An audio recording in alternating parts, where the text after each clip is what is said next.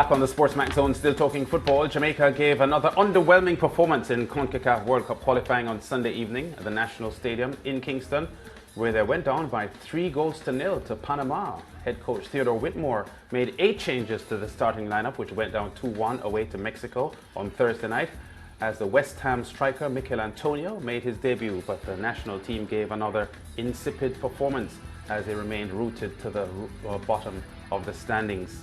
Yes, Jamaica pointless in the 8-team table at the moment, with Mexico being the only nation to have registered back-to-back wins in the opening 2 games. And joining us to discuss this issue, the former Trinidad and Tobago international defender or resident football analyst, Brent Sancho. And Brent, a tough result there for the Jamaicans.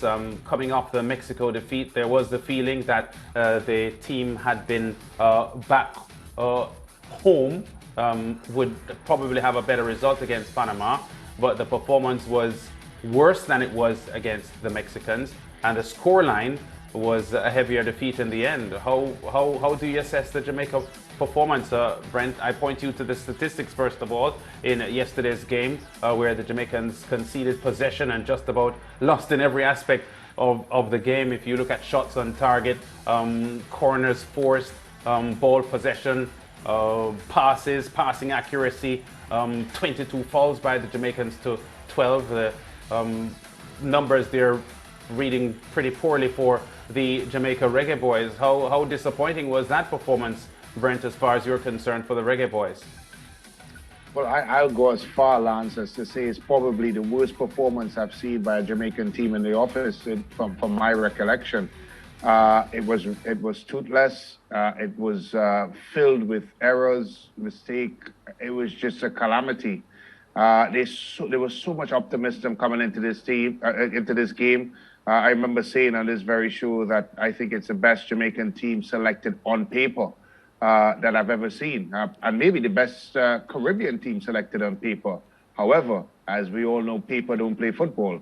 And clearly the performance was lacking every single ingredient that you need to navigate through a CONCACAF World Cup qualifier. It was diabolical, and it's something that has left a lot of Jamaican fans, a lot of Caribbean fans speechless in what transpired. Okay, well, very strong words there from you, Brent, that it was the worst performance you had seen from the Reggae Boys at the office. Specifically then, what went so wrong for them? I think if we started to try to dissect this, we'd probably have to take everything else out of the program for the next hour and a half that you have on SportsMax.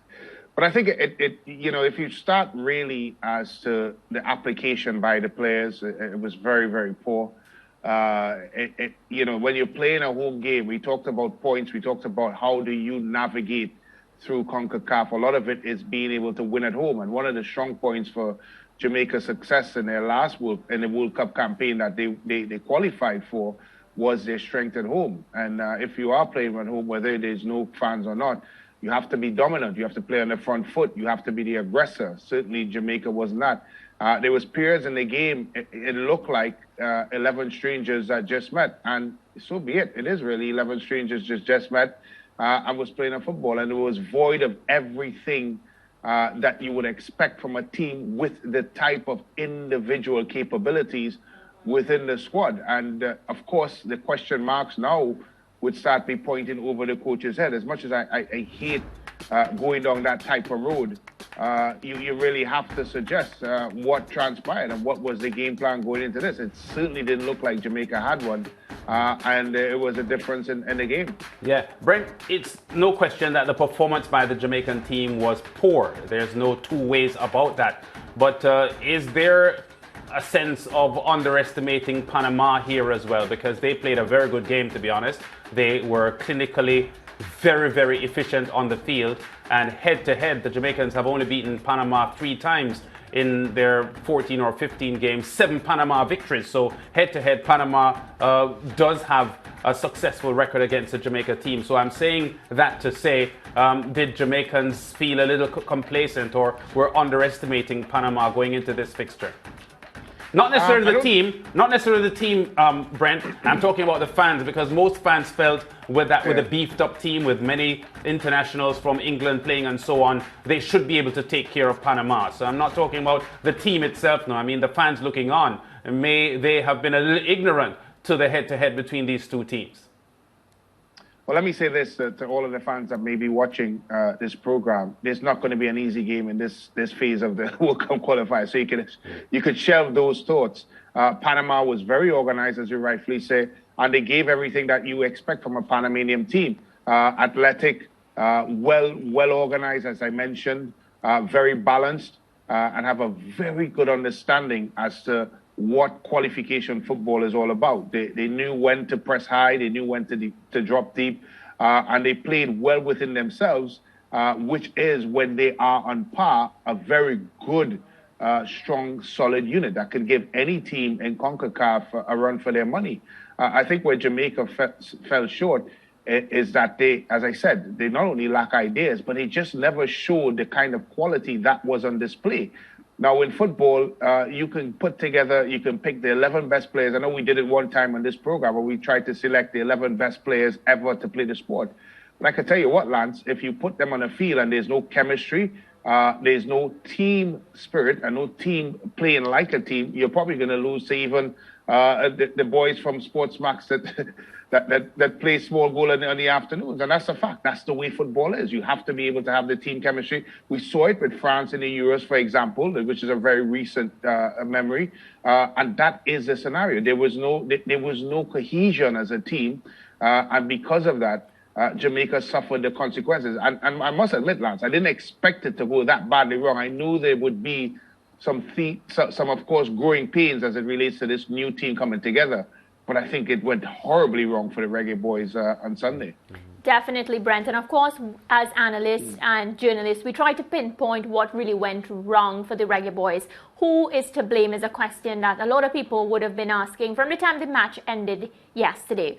So do you think that, a lot more would be allotted to Theodore Tapper Whitmore, especially because, a lot of the comments coming out is that maybe he didn't pick his best 11, the team that played yesterday didn't resemble teams that actually starred for Jamaica in the Gold Cup and did really well where they saw positive times?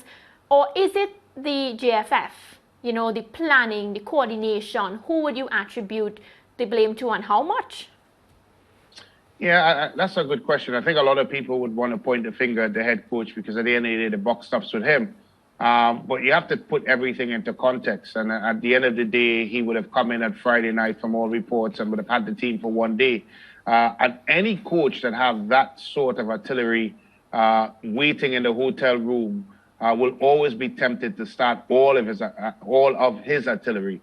And I think that's what Tapper thought he would do. He thought that these players that play at a very high level, he could start them. But I think the preparation towards the Panamanian game is where he would come into question. What sort of information was given on the Saturday? What sort of game plan was given? And forget Saturday. Of course, his assistant coach, Paul Hall, was with those charges during the course of the week. What were they working on? What did they see in the game tapes as it relates to Panama coming into the game on Sunday that they would want to work on to try to, of course, get themselves an advantage as it relates to winning the football game? So, yes, there are going to be fingers pointed at Tapper. And look, this is part and parcel of the job. He will have to take some of it on the chin as it relates to his preparation. And I think that is where I think the short inquiry would start as to what was the game plan going to, because surely looking at it, it seemed like there was no game plan whatsoever. And Brent, of course, on social media, again, calls for the coach to be sacked. It's too early, right? Especially because we're getting ready to face Costa Rica on Wednesday. Well, it's such an easy thing, and a lot of the armchair critics are quite quick to point to that situation. But there's so many different dynamics when you try to talk about firing a coach. Of course, can you afford another coach? Who you're going to bring in at this late juncture? The next set of games is about 3 or 4 weeks away. What do you expect from someone that's coming in? Well, who is it going to be? Do you have you identified? There's all these different scenarios as it relates to, of course, replacing a coach.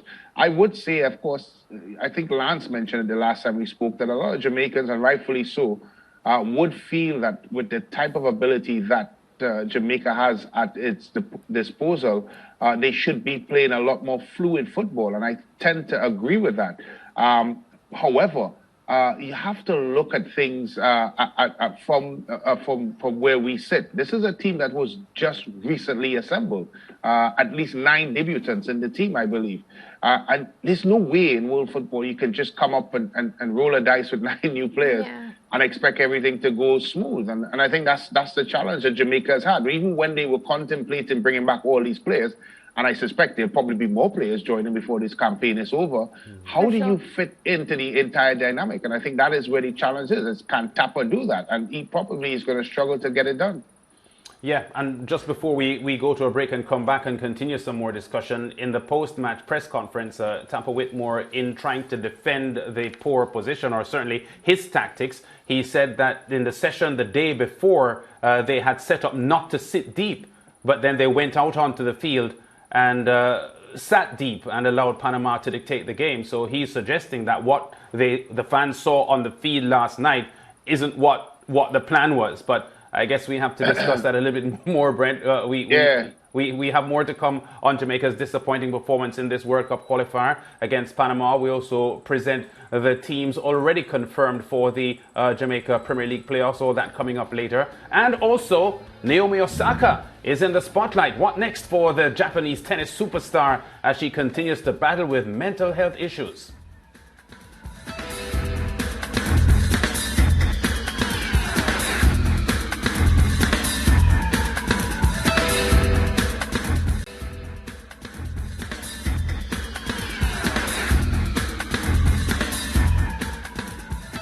Welcome back to the SportsMax Zone. We are still discussing Jamaica's performance so far in the octagonal round of the CONCACAF World Cup Qualifiers. Former Trinidad and Tobago international Brent Sancho still with us, as well as Vassel Reynolds, former Jamaica youth coach. The question now becomes, gentlemen, where do the Reggae Boys go from here? They face Costa Rica away on Wednesday in a crucial game. Is there enough time to turn things around?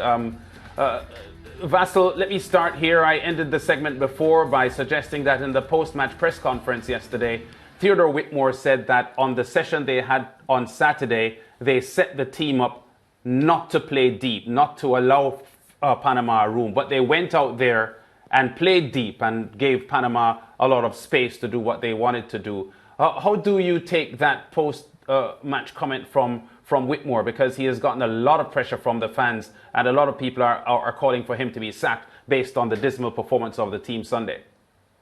Good evening, Lance, and good evening to your viewers.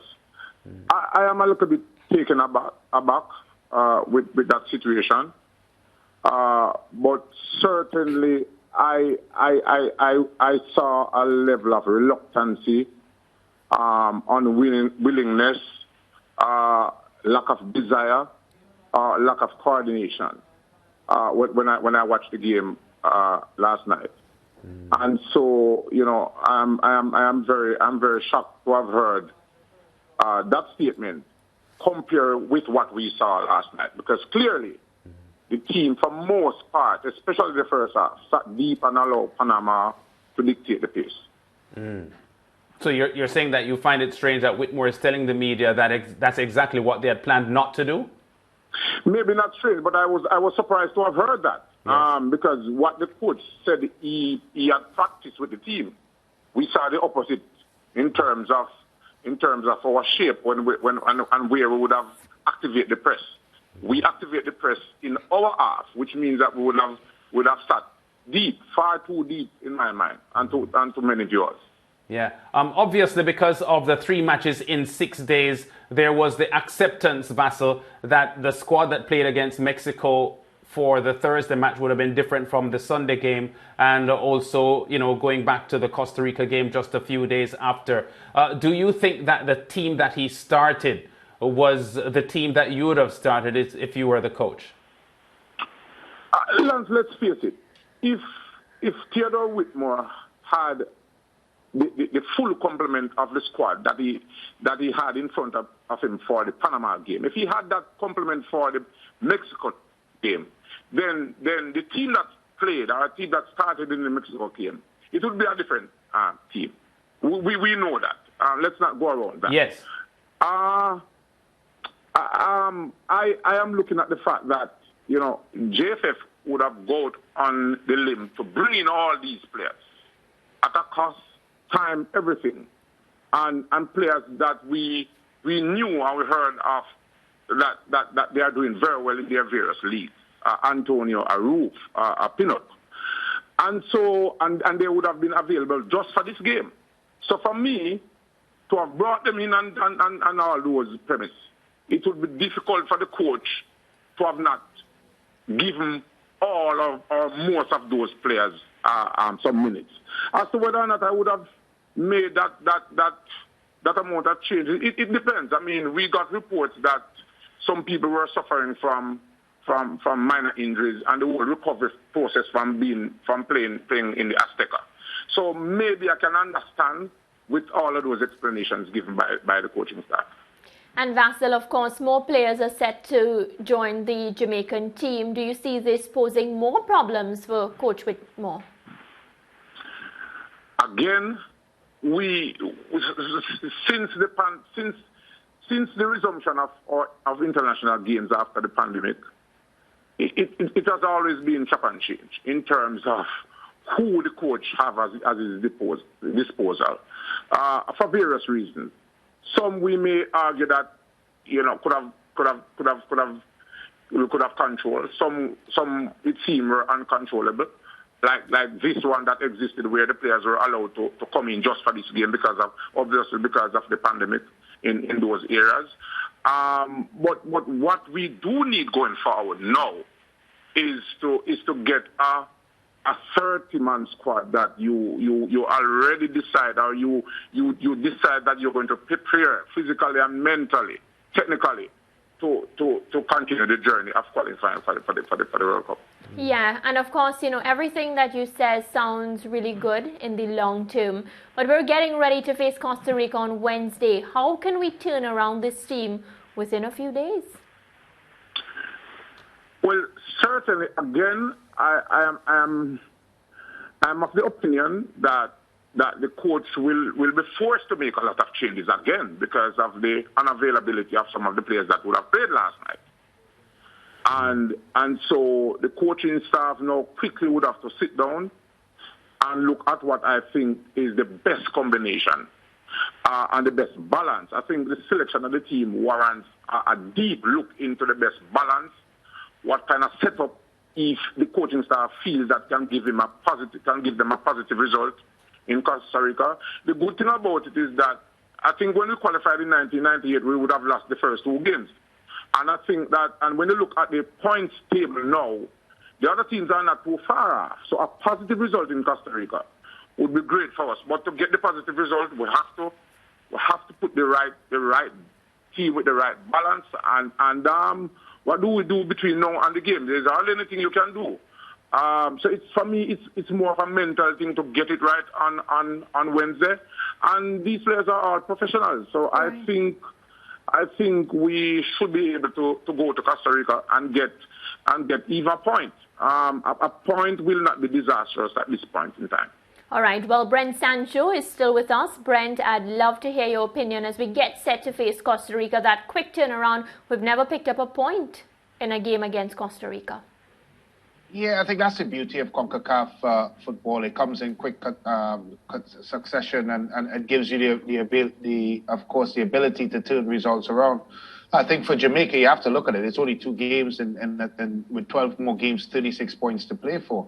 As I've said before on this show, I believe about 19 to 20 points will get you into Qatar.